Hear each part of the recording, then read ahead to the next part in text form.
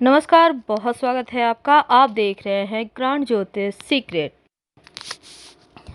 शनिदेव व्यक्ति को जुझारू बनाते हैं और जिसकी कुंडली में शनिदेव अच्छी स्थिति में हो, उस व्यक्ति को कभी भी किसी परेशानी से वो घबराता भी नहीं है और ऐसे लोगों के अंदर गजब का आत्मविश्वास होता है। ये लोग अनुशासित होकर जीवन जीते हैं और कितनी भी कठिन परिस्थितियां क्यों ना हो, वे कभी भी उम्मीद नहीं छोड़ते और इसीलिए वो सफल भी हो जाते हैं, क्योंकि शनिदेव उन्हें तपाकर कुंदन बना देते हैं। शनिदेव एक न्यायाधीश ग्रह हैं।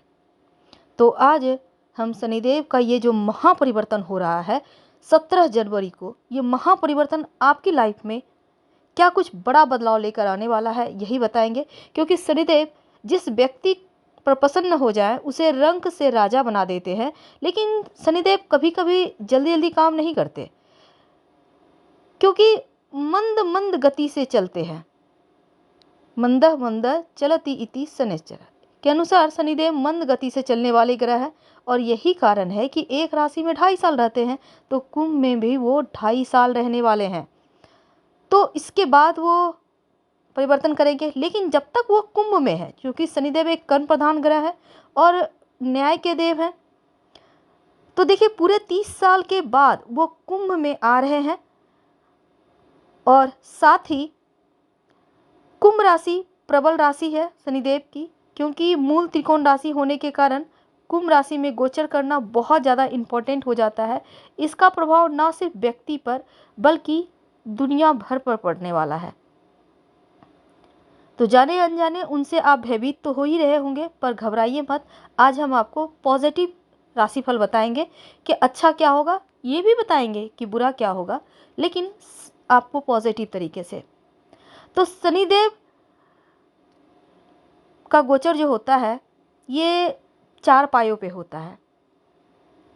शनि ग्रह का गोचर बहुत ज़्यादा प्रभावशाली तो होता है, लेकिन समय और स्थिति को देखकर आप ये पता लगा सकते हैं कि शनि का पाया और शनि का पाद कौन सा है। इसी आधार पर आपके ऊपर इसका प्रभाव रहता है, फल भी देते हैं। तो किस राशि में प्रवेश कर रहे हो, उस समय चंद्रमा पहले, छठे, 11वें भाव में हो तो स्वर्णपाद कहलाता है। दूसरे, 5वें, 9वें भाव में हो तो रजतपाद कहलाता है। तीसरे, 7वें, 10वें भाव में हो तो ताम्रपाद कहलाता है। और चौथे, 8वें और 12वें भाव में हो तो शनि का पाया लौहपाद कहलाता है। तो सोना का पाया होने से व्यक्ति के जीवन में संघर्ष देते हैं, क्योंकि ये सही नहीं है, मानसिक तनाव बढ़ा देते हैं।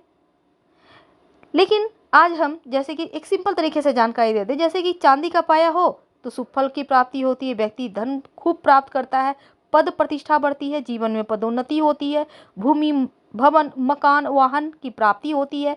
और तांबा या ताम्रपाद हो तो ऐसे लोगों को व्यवसाय नौकरी में उन्नति करता है।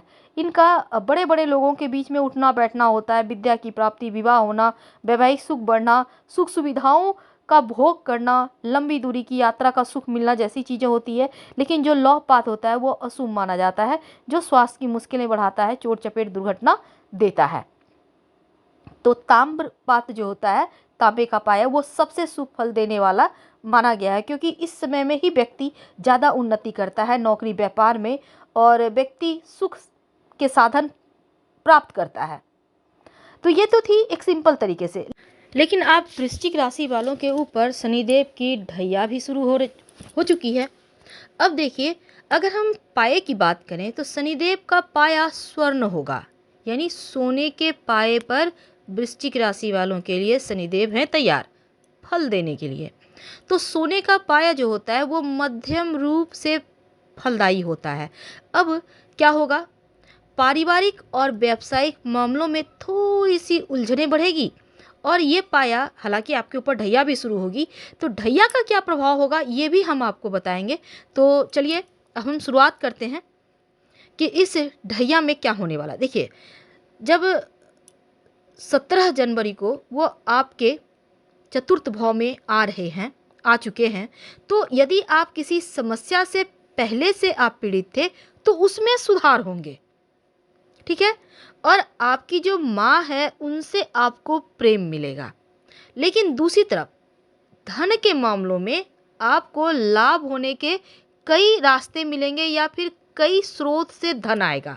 इस समय अपना मकान, भूमि, भवन, वाहन खरीदने के योग भी बनेंगे और ये चीज़ें चल रही है वृश्चिक वालों के लिए चतुर्थ भाव में शनिदेव के आने से। तो ढैया में भी होगा आपके लिए 100% लाभ, क्योंकि शनिदेव अपने ही घर कुंभ राशि में पूरे 30 साल के बाद आए हैं और कुंभ राशि में आने से बहुत कम मामलों में अशुभ फल देते हैं, तो डरना नहीं है।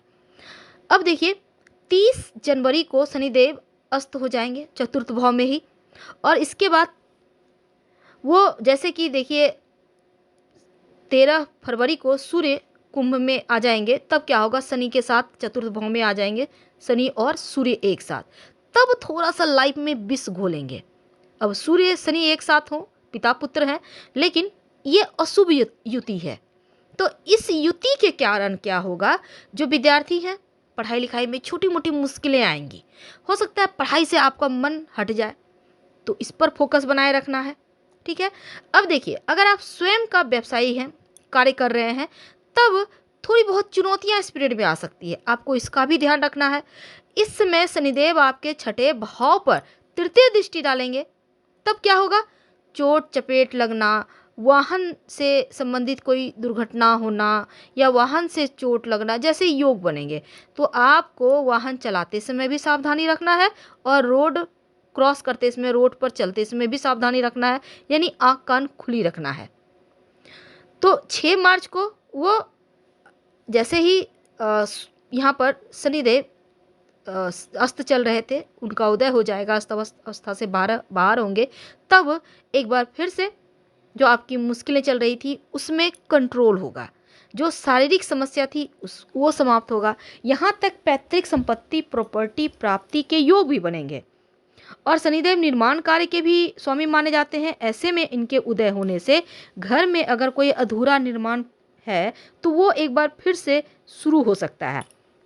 17 जून से शनिदेव आपके चतुर्थ भाव में अपनी वक्री गति आरंभ करेंगे, तो क्या होगा, स्वास्थ्य से जुड़ी छोटी मोटी मुश्किलें होंगी। हालांकि वक्री शनि सप्तम दृष्टि आपके कर्म भाव पर भी है, तो आपको बहुत सी चुनौतियां कार्य क्षेत्र में हो सकती है। तो इस पीरियड में देखिए जो भी कार्य कर रहे हैं उसको सीमित कर दें, बहुत ज़्यादा उतावलापन मत दिखाइए। ये नहीं कि बहुत सारे पैसे इधर उधर लगा के रखें, फिर तो फंस जाइएगा।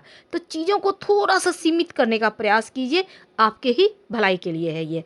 और दूसरी बात, हर एक कार्य को भली भांति समय पर पूरा करने में आप सक्षम रहेंगे 4 नवंबर के बाद से, जैसे ही शनिदेव कुंभ राशि में फिर से मार्गी हो जाएंगे। आपका बैंक बैलेंस बढ़ेगा और विशेषकर थोड़ा सा अस्त अवस्था या वक्री अवस्था के समय आपको सावधान रहना है, इस चीज़ का ध्यान रखें। और हनुमान चालीसा पढ़कर ही इस पीरियड में दिन की शुरुआत करें, तो वो भी आपके लिए बहुत अच्छा रहेगा। तो वृश्चिक वालों देखिए आपके लिए शनिदेव चौथे भाव में आने से संपत्ति से जुड़े छोटे मोटे विवाद हो सकते हैं।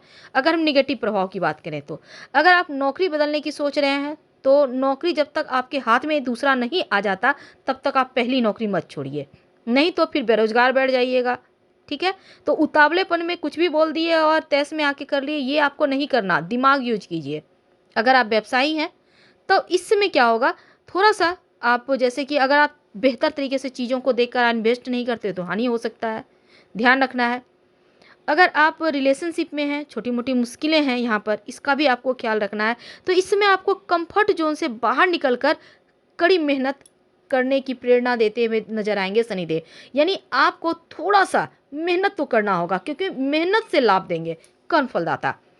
और परिवार से दूर जा सकते हैं, चाहे वो कार्य के लिए, नौकरी व्यवसाय के लिए या फिर आप पढ़ाई लिखाई के लिए, तो थोड़ा सा भावुक हो सकते हैं इसमें। अब देखिए घर बनाने के लिए अगर आप लोन वगैरह लेना चाहते हैं वो आपको मिल जाएगा। कोई संपत्ति प्रॉपर्टी अगर खरीदना चाहते हैं, पहले से आप तमाम कानूनी जांच पड़ताल कर लें फिर आगे बढ़ें। माँ के स्वास्थ्य का थोड़ा ख्याल रखिएगा, क्योंकि ढैया में माता पिता के स्वास्थ्य में निगेटिव प्रभाव होता है, लेकिन इसमें आपके माँ के स्वास्थ्य में प्रभाव है।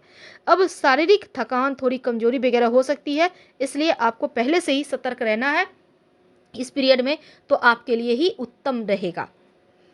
तो इस पीरियड में देखिए आपको पद अधिकार तो बढ़ेगा पारिवारिक जीवन में, लेकिन छोटी मोटी चुनौतियां हैं, थोड़ा सा भाग दौड़ है, लेकिन प्रॉपर्टी संपत्ति का सुख मिलेगा, आपके अधिकार बढ़ेंगे और स्वास्थ्य भी आपका कुल मिलाकर बेहतर रहेगा। तो स्वास्थ्य के ऊपर कोई निगेटिव प्रभाव इस पीरियड में नहीं है। तो माता का सुख मिलेगा, लेकिन माँ के स्वास्थ्य का भी ध्यान रखना है। आप अपने पेट और कमर और घुटने का ध्यान रखें तो ज़्यादा अच्छा रहेगा। फिलहाल विदा लेते हैं, धन्यवाद।